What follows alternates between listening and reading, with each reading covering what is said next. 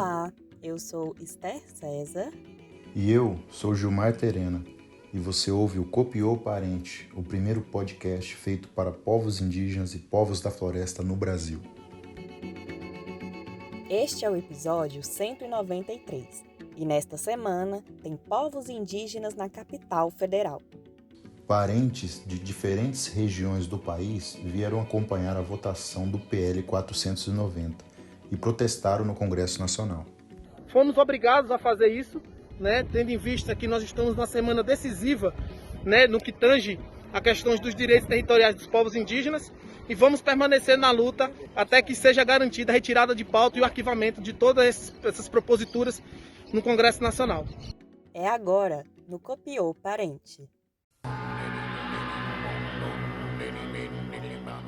Semana agitada essa, hein? Pois é, Gilmar. E parece que todas têm sido assim, né? A gente mal se recupera de uma e já temos que estar preparados para outra. E os povos indígenas que o digam.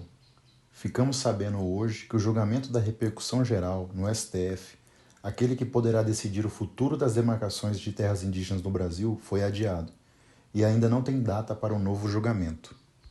O Edson Fachin, que é o ministro relator, divulgou seu voto. E adivinha, ele foi contra o marco temporal. Mas agora, o processo precisa ser novamente pautado. E para o marco temporal ser derrotado de vez, pelo menos 5 ministros precisam concordar com Fachin. Além disso, lideranças indígenas das regiões Sul, Sudeste e Nordeste vieram se manifestar contra a votação do PL 490 e outros projetos de lei anti-indígena. São 70 lideranças indígenas que vieram somar esforços à luta contra esse PL, que pode acabar com as demarcações e favorecer empreendimentos predatórios nas terras indígenas.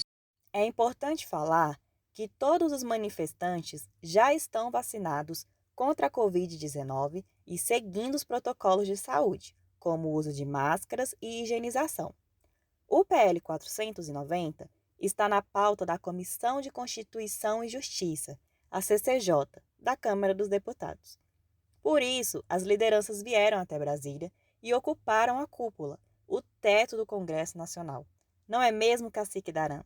Nós estamos aqui, subimos em cima do Congresso, demos recado e hoje também nós vamos montar o acampamento aqui em Brasília. Estamos aqui, nós vamos ficar aqui. Essa PL é uma PL da morte, é uma PL do genocida, é uma PL que vem em encontro com a Constituição Federal. No parágrafo 232, 231, está na Constituição Federal. Eles querem acabar com essa Constituição dos povos indígenas e nós não vamos deixar. E foi isso mesmo que eles fizeram.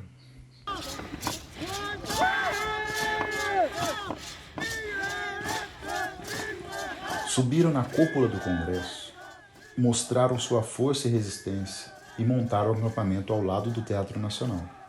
A polícia militar até tentou tirá-los de lá, mas as lideranças conseguiram negociar e permanecem no local. O objetivo é que o acampamento fique até o dia 21. Mas, se depender da Juracilda Abreu, liderança cainguengue da aldeia Tereguá de São Paulo, pode ser que essa data se estenda um pouquinho, não é mesmo, Juracilda? Por isso que nós estamos aqui, se juntou os guerreiros e as guerreiras, e estamos aqui lutando pelos nossos direitos, os direitos da nossa família e os direitos dos nossos filhos. Então, enquanto não for aprovado as coisas que nós estamos correndo atrás, nós vamos ficar aqui acampado e nós vamos lutar pelos nossos direitos e nós vamos conseguir que Topé, o nosso Deus, ele não vai desamparar nós e nós estamos aqui e é só isso. Boa noite. Na terça e quarta-feira, o PL 490 foi novamente retirado de pauta. Na quarta, as lideranças indígenas Cretã Caingangue, Dinamã Tuxá e Irineia Terena tiveram uma reunião com o presidente da Câmara, Arthur Lira, e pediram o arquivamento do PL 490. e também criticaram outras propostas anti-indígenas que tramitam no Congresso. E o resultado desse encontro foi que, apesar do Lira dizer que não tem como interferir nas comissões e nem parar o andamento do PL, ele assumiu o compromisso de criar um grupo de trabalho para tratar das pautas indígenas. O Arthur Lira também afirmou que o projeto de lei 490 não está entre as suas prioridades para votação na Câmara. Agora, o movimento indígena precisa ficar atento à pauta das comissões e do plenário, para cobrar as promessas de Lira. Junto com as críticas à agenda anti-indígena, as lideranças entregaram um documento para o deputado. Além da retirada de pauta do PL 490, o texto pede o arquivamento do PDL 177, que autorizaria o Brasil a abandonar a Convenção 169 da Organização Internacional do Trabalho, e do PL 191, que autoriza a exploração das terras indígenas pela mineração e grandes projetos de infraestrutura. Ufa! São muitas exigências, né? E todas elas muito necessárias, já que o governo decidiu passar a boiada e atacar os direitos dos povos indígenas. E a luta pode parecer não ter fim agora, mas precisamos continuar. Precisamos seguir e apoiar uns aos outros. As nossas lutas, que não é de hoje, e assim a gente vai seguir na nossa vida, sempre na luta. Enquanto existir guerreiros e guerreiras, a luta continua. E estamos aqui, firme e forte, com Itocovati e Anderu do nosso lado. Essa foi a Irineia Terena, da aldeia Periguá, de Mato Grosso do Sul, deixando uma mensagem de força para todos nós. E é isso aí. Enquanto existir guerreiros e guerreiras, a luta continua. Uma comitiva Munduruku foi atacada nesta quarta-feira. Ela saía de Jacareacanga, no Pará, para apoiar os protestos em Brasília, mas teve 2 de seus ônibus bloqueados por garimpeiros. Um deles teve os pneus furados. Os criminosos ameaçaram incendiar o veículo. Um dos ônibus conseguiu furar o bloqueio e está vindo para Brasília. Os Munduruku também querem pedir uma decisão favorável no julgamento que começou hoje no Supremo. A ação pede proteção aos povos Munduruku e Yanomami. Nas últimas semanas, ataques de garimpeiros têm aumentado em Roraima e no Pará. Eles já resultaram na morte de 2 crianças Yanomami e no incêndio da casa de uma liderança Munduruku. Também nesta semana, o Ministério Público Federal no Amazonas pediu o arquivamento do inquérito que denunciava o líder indígena Mário Parruê Troari, servidores da FUNAI e advogados de 2 organizações Waimiri Troari. O inquérito foi aberto pela Polícia Federal, a pedido do próprio presidente da FUNAI, Marcelo Xavier, no final do ano passado.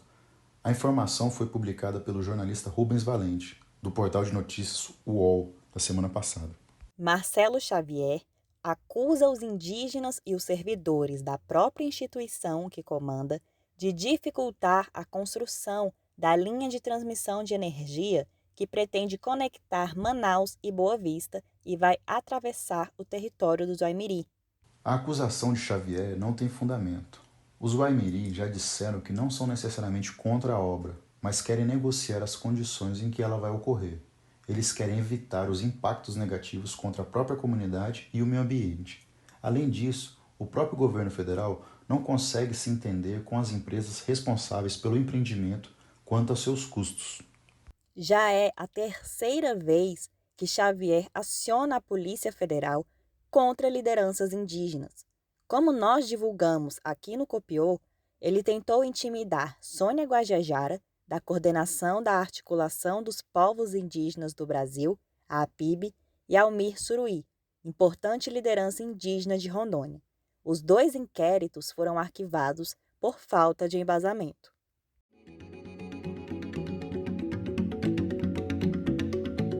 Eu sou Gilmar Terena.